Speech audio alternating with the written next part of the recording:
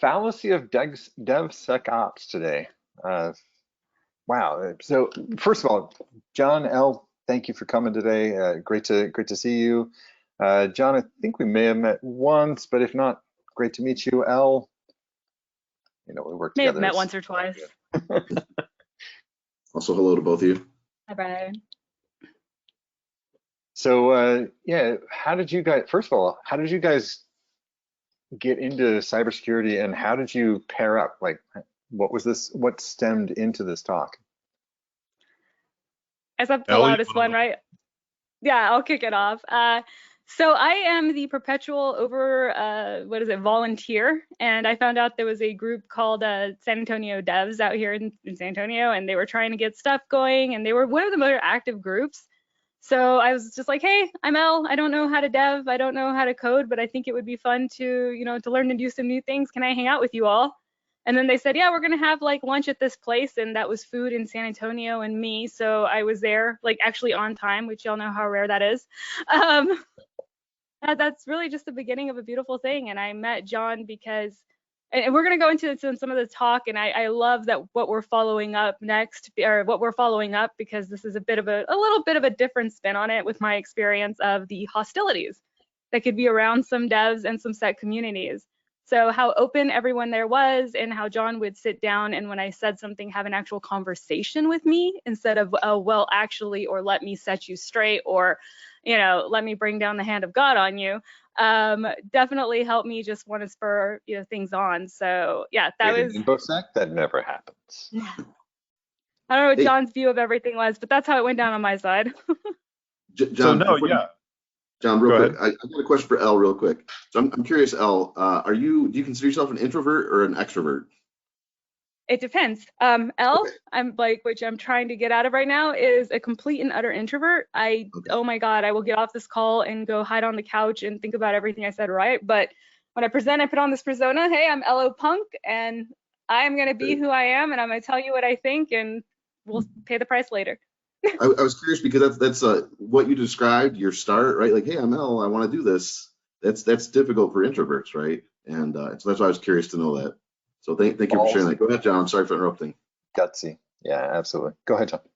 Yeah, no, in that particular community, we work really hard to make it a welcoming place and do that. But it's also a place where on some of the channels, we actually set up specific channels in our online community that it's like, this is a place where you can go vent about things that are bothering you. And so my focus is not security. My focus for most of my career has been software development. So security is one part of that from my perspective, but that's not where my professional focus has been. So that's the whole reason that Ell invited me into the talk, is to give everyone a different perspective. And today we're speaking primarily to the security side of the house, security professionals. So that's I'll be talking a little bit more than Ell because I have more to share with them from the dev side. But we've talked about this is great content. It's really good stuff. And we may be giving this talk to other audiences or making it longer. And that's a place where Ell would be speaking a lot more from the security perspective about, you guys think we're asking for this, but we actually mean this. And, we should both want that, right? But one of the things Ell told me that she noticed, and the reason she came up with this talk, is that in some of the channels where we gripe about things, she saw security being griped about a lot by developers. And that's like, wow, there's a disconnect because we should all want the same thing. So what's happening here? And that was kind of the genesis of this talk and when she reached out to me. Awesome. Well, why don't we let you take it away since you're limited on time? We'll pick it up at the end and hopefully have some more awesome conversation. Thank you. It's gonna be great. I'm already making the newbie mistake, so we're just gonna flow with it because I totally forgot to open speaker notes. So whatever slide is on the thing is what's on the thing, but we're gonna be talking anyways. So welcome everyone. Thank you for joining us in the Fallacy of DevSecOps. As I said, it was a quite interesting experience that we were going to be following up the keynote. I wish I'd gotten to see more of it because I know that we are going to touch a lot on the same topics. I will say that I am probably at this part, Ello Punk is not playing the nice guy. I am going to just put things out the way that they are, the way that I've heard them. Sometimes I will come out brash, sometimes I will come out rude. But guess what? That's the reality of what I'm seeing out there in the community. So I should introduce myself, though, if I know how to use slides. Apparently, you're going to introduce yourself first, so never mind. See? No speaker notes. Yeah, so like I said, Unplug. I've been doing this development for a while. I've interfaced with security a lot over my career. And it's interesting because different organizations have different priorities. They have different cultures. Been working with products and companies at different stages of development. And what you're doing with your team and your product and your company and what you're doing with security is different at all of those. So some of the stories we'll share will be from specific points and times and places in those companies. So don't over extrapolate, just focus on, the core theme, not that this thing happened and I can just take this story and do it. So I'm at Broston Homes now, and we also have a product called Porch Pass that we are on the cusp of general release. And I will tell you, if you are having trouble finding a home to buy in this market today, check us out, especially if you're in Texas or New Mexico.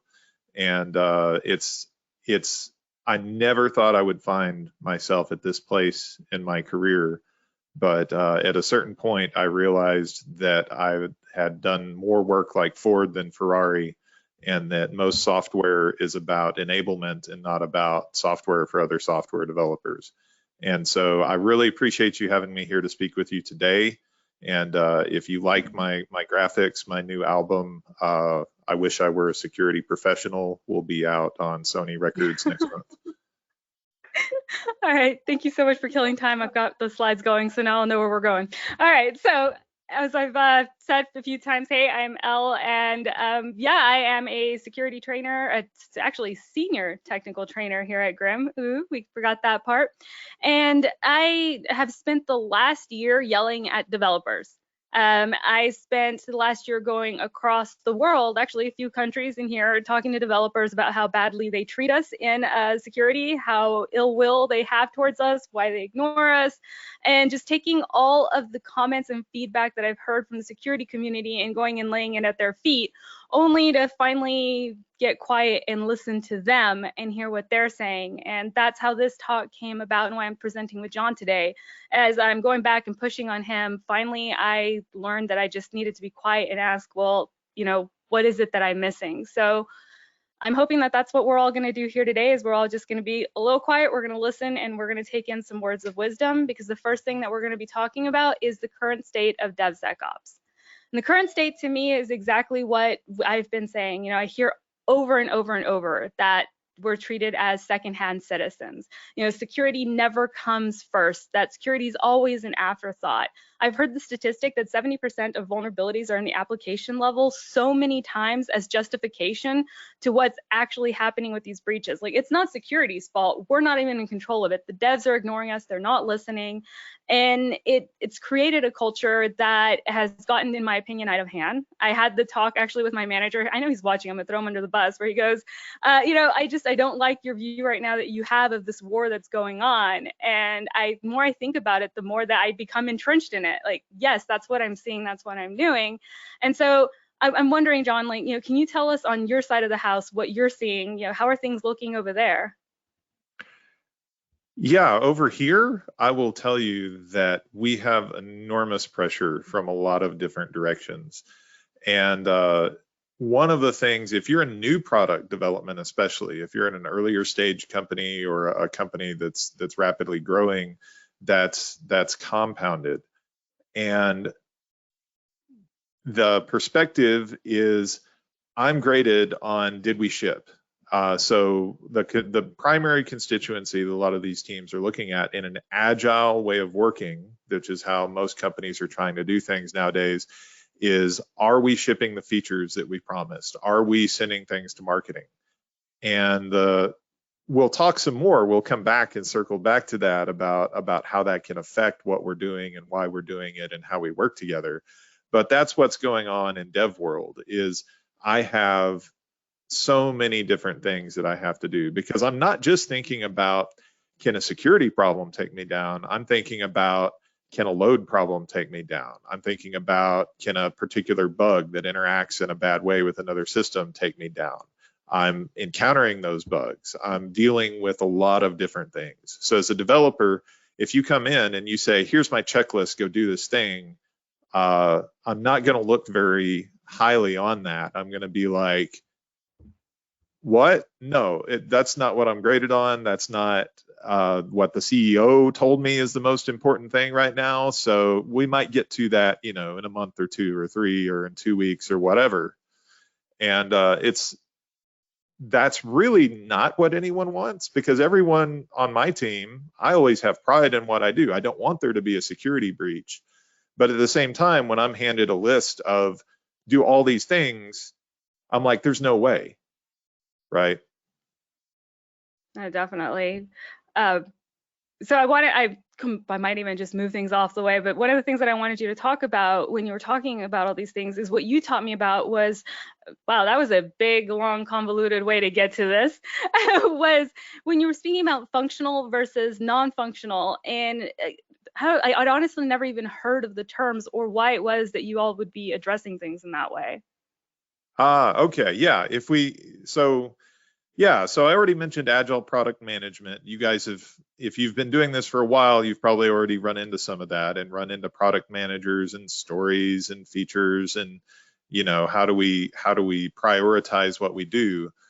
Functional versus non-functional is an interesting story though, because back when I was a mid-level developer, still early in my career, I worked at a large company, and I started at a smaller place, went to a slightly bigger place, and went to a really big place. And when I went to the really big place, this was in the early 2000s, late 2000s, early 2010s, we were still learning. That organization was still doing things kind of in an old school way. And if you've ever heard the term waterfall, when you do that type of development, you say, we want to spec everything we can before we start writing code. And that's not how most organizations do it nowadays. But it was interesting because we had this non-functional requirement list. And that's where the table stakes things like security, that it's like customers, it's invisible to customers. They know they want it and they know they need it and they know things need to work, but they don't think about it and they don't ask for it because it's non-functional. In other words, non-functional means it's not part of the core function that I'm trying to do. It doesn't mean that it doesn't function. It just means that it's outside of the core function that we're trying to achieve. And so those things used to be covered there. And I'm not suggesting we go back to that. I'm just saying that it hasn't always been this way. But back then there were things were less complex in some of the ways that we did things. There were more homogeneous environments in some ways. And so, for instance, the percentage of software that was composed of probably open source packages from package management was somewhat smaller now than it is then, right? So when you're covering that checklist of non-functional requirements, industry's less mature, less complexity, less things. We have less automation. You're going to have a smaller list of non-functional requirements.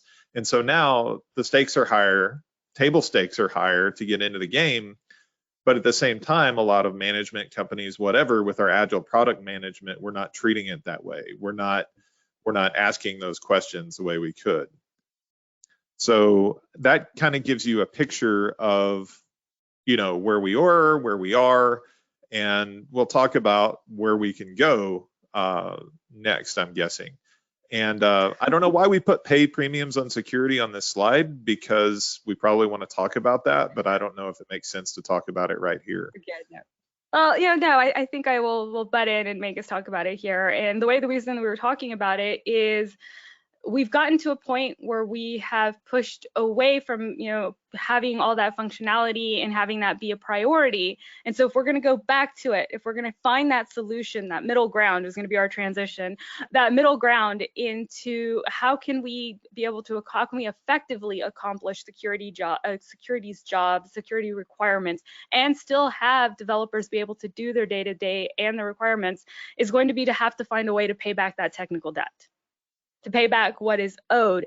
And the project management side section here is one of the things that I am seeing the more and more, and I wish I could have that kumbaya view. Everybody who knows me knows that I love to just have this calm, just like I want people to get along so bad. But the more that I learn, the more that I see that there seems to be almost like a joint enemy that we're facing. And instead of combating that enemy together and trying to find a solution, we've just started going over, whose job is more important to accomplish. So the solution kind of came about when we were talking, and I was asking you this, and I'm saying, I saw somebody get on SA Devs and just say, hey, security came by, they dropped the pen test report on us, they told us just to do the needful, they don't even know how to use their own tools. I was like, okay, let's back up a moment. What just happened? And the big thing that I finally said is, okay, well, what do I need to do in order for you to, and you, I said you, but hopefully the royal you, be able to actually like help us out getting things done? And you said, well, nobody ever answers the why. And when I say, what, nobody answers the why, I'm not saying, why would you do that? So what is the big why that security is supposed to be tackling, instead of just, well, why didn't you do it, or why did you do that? Yeah, and that's okay. We might not always be nice, and we might not always be smart, but most developers are intelligent. And so if you can connect to that intelligence and say, you know what, explain to them, oh, that's bad. Ask them what they need first, and ask them why they haven't done something, and they'll tell you the story that we just told you. But I guarantee you that if you're in a big enough organization, probably 100 to 200 people, there is some enterprising young developer that actually really cares about security, and they'd be your ally if you can find them and you could teach them the why. And the why is how things can be vulnerable. So that sounds kind of twisted, but it's like, if you're in development, you're taught, hey, I do OWASP and I sanitize my SQL inputs and I'm good. I might try to make sure I use packages that are signed and secure depending on your ecosystem, and I'm good. And maybe there was a time when that made sense and that was true, but that's not really true anymore. It's like there are other vectors. Like once you're on a PaaS cloud, how many vulnerabilities have come about that were, oh, we didn't secure the Azure Blob Storage or the Amazon S3 thing correctly and stuff like that. So as the complexity of the environment has grown, the checklists have grown and there's more stuff to do, right? So the why is really, from a security point of view, is why I'm a developer. Why do I need to do all this stuff? The why is because every single thing you have in your system has a different vector, right? So that's the why, and that's what you're wanting to engage developers. But if you don't listen, they're not going to listen to you if you don't understand where they're coming from, right? So that I'll hand that back to Ell to say, okay, so start with why. Why do I need to do this checklist item? Well, this is the thing that'll happen if we don't, and that's the beginning of the conversation, right?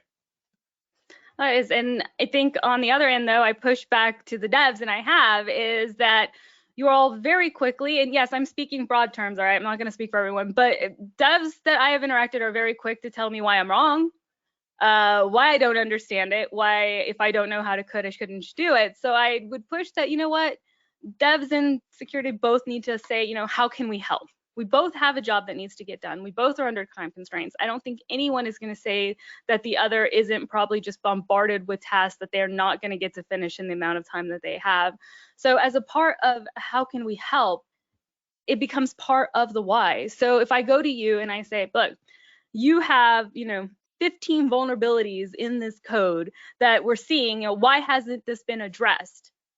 Well, perhaps it's because security doesn't understand the vulnerabilities that you're facing. Why are there? You see, I can see really quickly when I say it that way how the hostility starts. Like, who is it that isn't understanding? So as a security person, I'm going to come up to you with these issues. How can I help? Why? What is the best way for me to approach you with this, instead of, just the language itself makes it seem almost hostile. Right. And And crazily enough, there's a reason we let in talking about like agile product management and product owners and things like that. And if we can go ahead and jump up another slide or two, the that I went one too many. oh, there you go. We skipped I don't know how to one. go back. Just keep going. It'll be Yeah, fine. No there one it cares is. what's on the That's slide. the one. So there's actually a word for this in Japanese. If you study lean, they talk about 3 types of waste. And the one that's often not covered by companies and that is talked about the least and is actually the most pernicious, in my opinion, is one called MURI. And MURI means that you have system overload. And what it means is you're throwing so many things at a certain part of your organization or a certain part of your system that it can't handle them. And when that happens in like the technical realm, we recognize, oh, that could be a DDoS attack, or we just had a spike on Christmas Day or whatever, the system got overwhelmed. But when it happens in people systems, it seems like a lot of times the attitude is just, well, just buck up and do it all as part of the job. Well, that's great, except people are finite and we only have so much bandwidth. So what you're looking at here is to say, wait, if I talk to dev, they tell me who they're working for. They tell me who's prioritizing their work. So if I go in and I talk to a dev team or I talk to a lead dev or I say, do the needful, I'm not actually talking to the person that prioritizes the work. I do need to talk with them because we need to understand that why together so that we can figure out how to achieve this common goal together. So I do need to talk to them, but I also need to talk to the product manager or the engineering manager or the whoever is driving the priorities for that team. And 90% of the time, sometimes it won't. Sometimes it'll be someone on the team that's filling that role and doing development. I've seen that in cases and talked to someone recently about a team where they had someone there. It's a product for developers by developers, and they're able to do that themselves. But 90% of the time, that's not the case. There's someone out there that's driving priority. So if you can get in with a product manager and say, look, I know that your customers aren't asking for it, but they expect it. They expect our app. They expect our service to be secure. So let's figure out how to put security hardening onto your product roadmap. And so that other people in the organization are aware that we're spending resources on this and that we're actually have time to allocate on the development team to get these things done.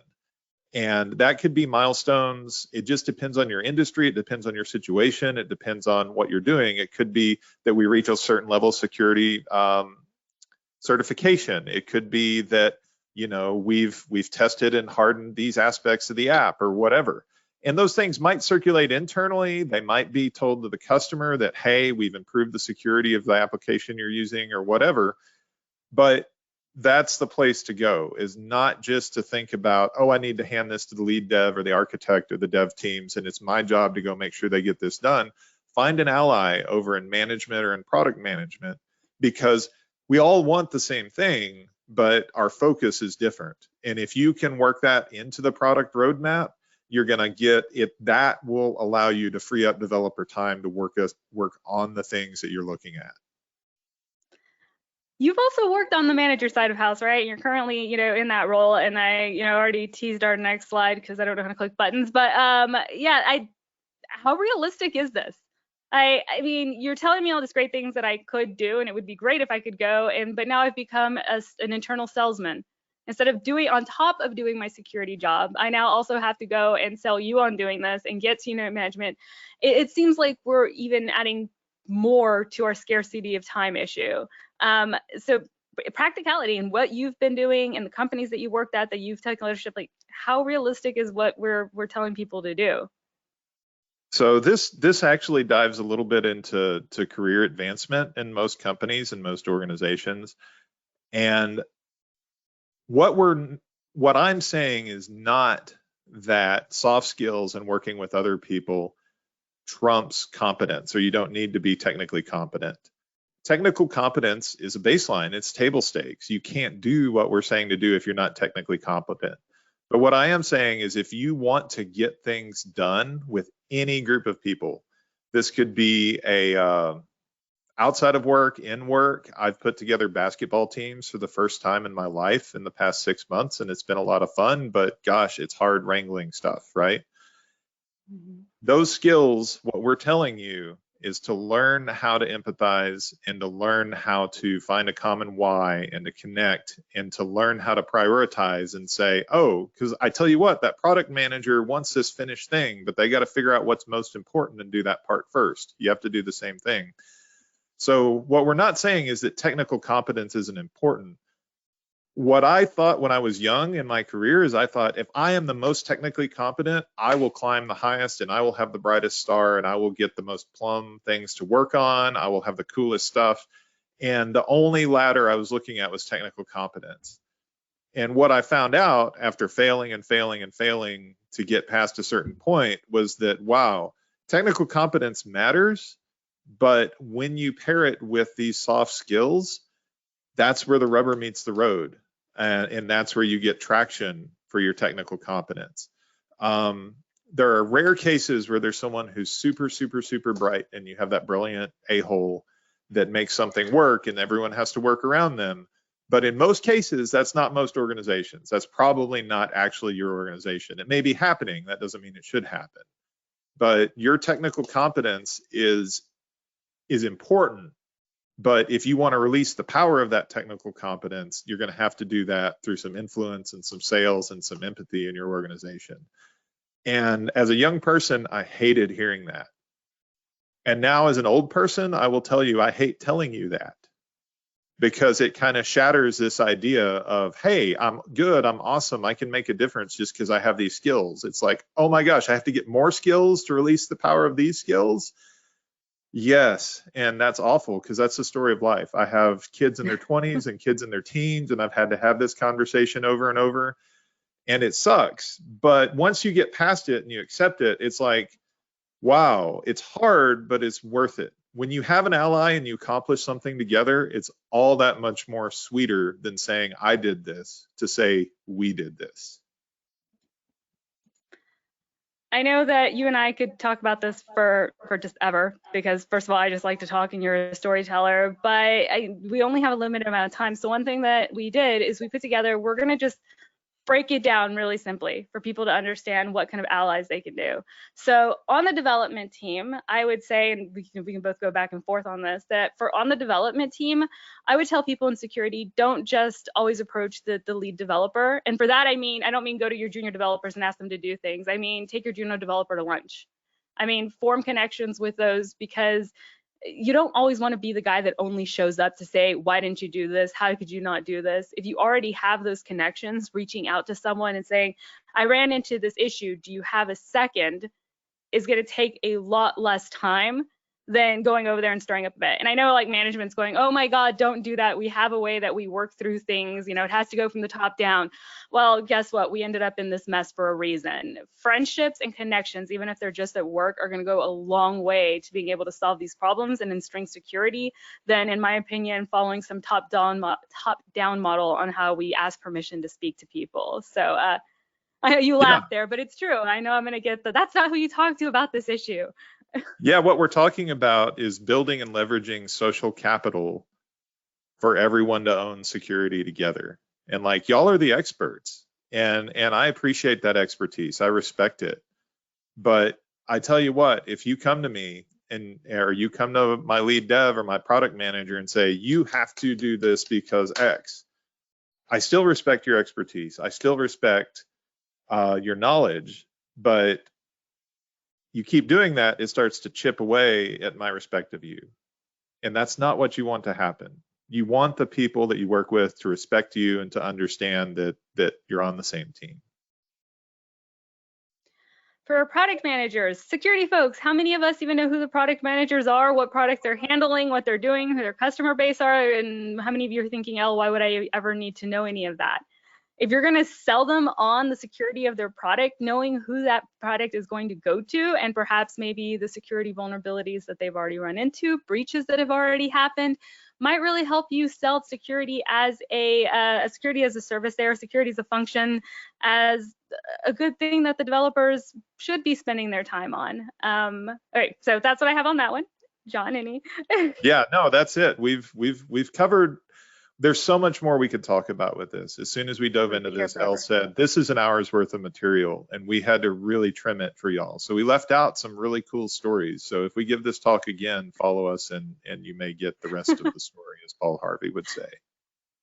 The next point, I want to give advice to security managers. I love when people say, you know, I'll go to bat for my team. You know, that is my job as a manager, to be out there, to risk my neck for them. And the developers are saying that the development management is saying the same thing. So great, now we've created two generals. And I'm going to keep going with this war thing just because people told me that it's not what it is. So, you know, there is something to go to bat for your team, and there's something to go in there with a bit of humility. Is that the right word? Humility. And just willing to say, okay, maybe we can take a step back and learn something from the other one. Maybe they do have a reason they feel so strongly about this. Maybe it's not because they're incompetent. Maybe it's not because they don't understand the amount of work that we do. So management, you are not only, at sometimes when you're trying to be an ally, can definitely just be another hurdle for somebody to get through. So whether you're management, whether you're just regular security folk, wherever you are, C-line, I think the big thing is that everyone has to learn just to have that moment of silence. And when they ask, you know, why does this need to happen, or how can I help? On security teams, you know, who do you recommend, John, having worked with myself and other security people, who do you recommend if there are devs out there watching that they approach on the security end? That's going to depend on your organization. But if there's someone that's come to you with needs already, you could talk with them. You could talk to your own manager and say, hey, I want to do better with security. How do we do this? How do I engage? You know, if there's been, you know, animosity and harsh words or whatever before, you might want someone else there as a mediator for the first meeting or two. But my advice on either side would be the very first thing you can do would be, if you work in the same area together geographically or at the same office, is to say, hey, let's go to lunch. If not, it would be to say, you know, get to know that person a little bit as a person rather than just a coworker, and say, you know, find a common interest that you can bond over rather than fighting over work things first. And that brings us to our parting words. And I know, in jest, I hope everybody knows that my aggression very much has been in jest. I love our developer community. I spend more time with them, honestly, than probably our security community at this point. And my parting word is just to remember, like, we are all humans. We all make mistakes. I know very few people, if any, that I've ever met that show up just not wanting to do their job, not wanting to be good at it. And so the understanding that our common enemy is time, our common enemy is the scarcity of it, the stress, the overburdens that we're going through, those are the things that we should be fighting against. And so my takeaway for you all is, please, just next time you get frustrated with the code, you don't understand what they're not doing, take a moment of silence, and just turn the things around and ask, you know, how could you help them, and why could this actually be an issue that could benefit both of you? John, your parting words? I love you guys. No, seriously, I love you guys, because y'all want things to be secure, and that's important. And realize that everyone wants what you want. It's just the same. We all want the same thing for our organization, for our company. No one wants to be insecure. So if you start along those lines and say assume positive intent, then it becomes much easier to connect and figure out the path forward, how to incrementally ramp up on the security stuff instead of saying what's there. Even on compliance, I will tell you, on new and upcoming products and teams and companies I've been on, when we would fill out security surveys for other organizations, there were places where we would have to put, we're not there yet, but we're working on it, and we have this plan, and we're going to close the gap within 3 months or whatever. And that's a valid answer sometimes for some regulators. You can't do that forever, but you can prioritize, and you're better off getting something through that influence and that relationship and getting closer than continuing to beat to get the full list. So I know y'all can do it. I've seen people do it. We were in the same place between dev and ops 10, 15 years ago, and there's still some flare-ups here and there, but compared then to now, it's way better. And the same thing's going to happen in DevSecOps. and you guys are the engine to make that happen. So thanks for attending our talk. Thanks for letting us talk to you. This has been great. Thanks. Happy to answer any questions or troll comments, as I'm sure I led up to a lot of them. No, that was great. It was really great. One thing just blasted me in the face: empathize, find a common why, and connect. You guys have taken on one of the harder things in InfoSec or in IT in general, and that is this group versus this group, and not understanding each other, not understanding their common goals. This is a really great talk. If you could next turn your attention to a couple political parties, it would be really great to see some purple teaming there, but that's a different discussion. One world problem at a time. There's a great book. We did this. What's It's that? a great book. There's a great book I would recommend that covers this topic in the middle. I'm a big fan of Adam Grant, and he just wrote the book Think Again. And in the middle of that book, he talks about how to reconcile between really crazy disparity. It's amazing, and it changed the way I approach people with opposite politics. And I probably need to go clean up my social media so people don't dig up and find what I said about the other side. Well said. Well, thank you, John, for coming in and being a part of this potentially hostile group and making it not hostile. You guys working together to bring compassion and empathy is really powerful. I wasn't expecting half of what you said today. It was really great. Brian, are you seeing any questions in chat? No, so similar. So actually, I'm going to back up for a moment here. So we forgot to mention that there's also a Discord chat going on here. There's a chat here in GoToMeeting. Wait, not everybody's supposed to know about it. Well, my bad. But this is how we build relationships, right? We start chatting amongst each other and find that common ground, and let's do that on Discord. I saw there's something about a QR code, Matt. I don't know if you happen to have a QR code to share on screen or something like that, but I don't. But go to the URL about GRIMMCon 07, and on that webpage there will be a link to Discord, to join Discord. And once you join the GRIMM public Discord, you should be able to see all of our channels, and including specifically the track 1 chat, which is where we're talking about this track right here and the prezos that are going on, throwing stones or throwing hearts, whichever. We welcome them all. We'll bat them out of the park. Yep. But yeah, I didn't see really any. Let me double check again. I didn't see any questions, but there was definitely some great conversation that came out of your talk here. I love the both sides being presented well. You're just showing up. You're non-combative. You're just showing which point of view you're coming from and how they overlap and how they kind of collide when we don't quite understand what the other's thinking. It's really well done. And both John, of those concerns are legit, right? So I was gonna say, can you give the name of the book again? I'm just gonna keep talking. My bad. Yeah, Yes, Think Again by Adam Grant. Yeah. Okay. That's the name of the book I mentioned. Since someone said a reading list from all the talks, I think that's a great idea.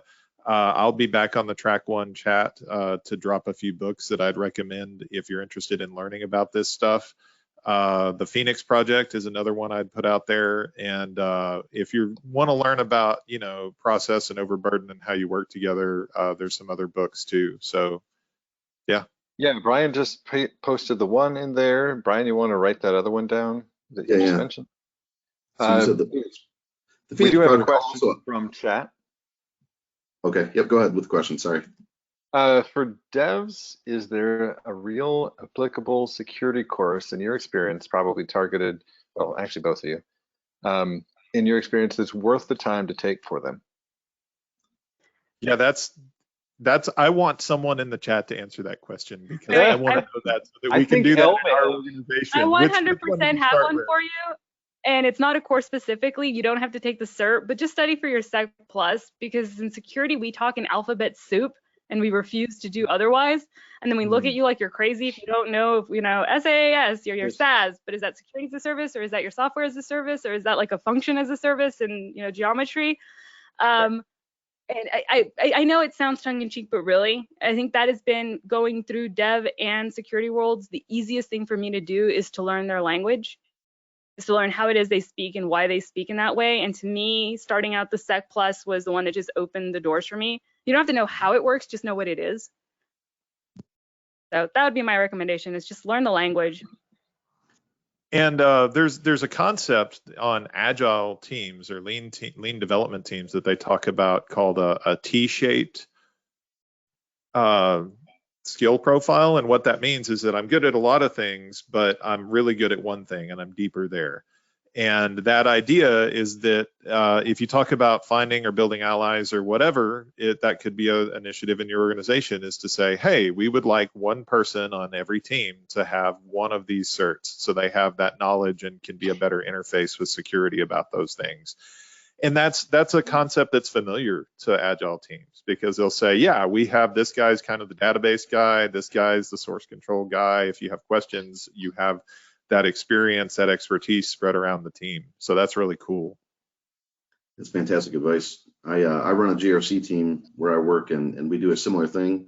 There are some commonalities like the CISP or CISSP, but in the areas of compliance, we do have people focused. A couple people focused on one area or another, right? So PCI ISAs, people have gone through high trust, or the HCIS PP. In the healthcare space, things like that. So yeah, I think that's fantastic advice, specializing amongst a couple of people, so you can rely upon that knowledge. Nice. We had somebody pimping Tanya's courses in chat as well, and I want to say that here. There are other great things being said in chat, but I wanted to actually call that one out here live.